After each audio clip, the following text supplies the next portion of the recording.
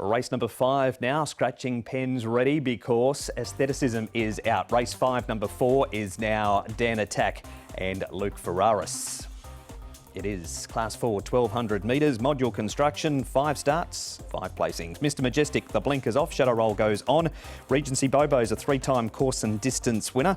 First starters, Joy for You 4 trials, a Smart Fighter 5 trials. So Fresh is first up since the 23rd of November. He had a left 4 Paston bone injury.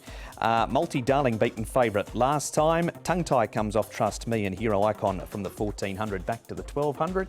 I'm guessing, Tom, you won't mind one bit that that horse was scratched. Yes, not overly keen on the name, Mark. Trust Me, though, he could maybe get to the front here. It's not a race that has really any clear, decisive leader in it. You could maybe argue that module construction from barrier 2 could be there, and Hero Icon to an extent from barrier number 8. And Multi-Darling's shown a little bit of pace in the past, Paul, as well. Yeah, he might try and press on with it. Look, Trust Me's not guaranteed to go forward, but I just thought from the wide draw with no leader, senior jockey on, I thought they just might try and take the bull by the horns with it. We've got quite a few replays to show you. Starting though, Paul, with module construction, who's banging the door down to win one. The door's off, just the hinges are still attached. Yep, just ever so slightly, aren't they? Drew 12 here, but this was, again, the wet track that we saw. But again, he's been running consistently all season, thirds and seconds. Look, you wouldn't begrudge him a win. You certainly wouldn't, and he should get all favours from barrier number 2. Just maybe the track conditions weren't to his like, even though he seemed to be getting through it okay. He'll be, I think, a better horse back on top of the ground come Sunday afternoon, and he's certainly a big player in the race. He's definitely top 3 material again on what he's shown.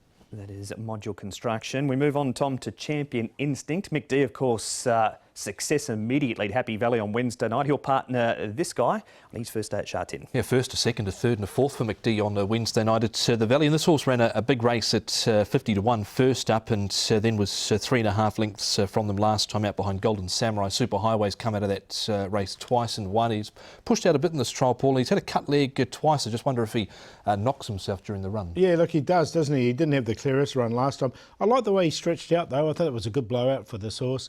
I'm going to put the second down to second up itis. So, look, I'm going to give him another chance. We move on now, Paul, to a Smart Fighter, one of the first starters. He's had the 5 trials. This is a third behind Helene Wisdom Star, who didn't figure on Wednesday night. Yeah, full brother to Bold Prince, who came out and won on the weekend as well, was Smart Fighter. £11.56 for him. Look, he's had the 5 trials getting ready. The draw, look, he was right on the cusp for me because I thought the trials were okay. Yeah, I've liked the trials from what I've seen of him. Derek Long was on board in this trial here, won by Helene Wisdom Star, and you can see he wasn't really pressured.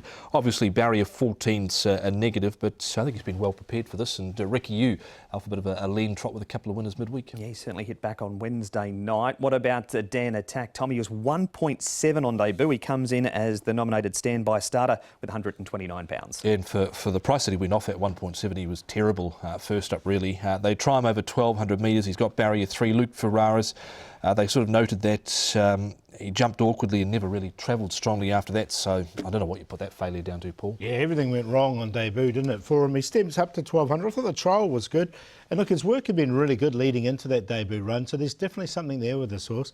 I'm going to include him on a mon line. I don't want to leave him out from 1.7 to whatever he's paying now, which is 20 to 1. All right, that was Dan Attack, and Trust Me and his track work, Tom.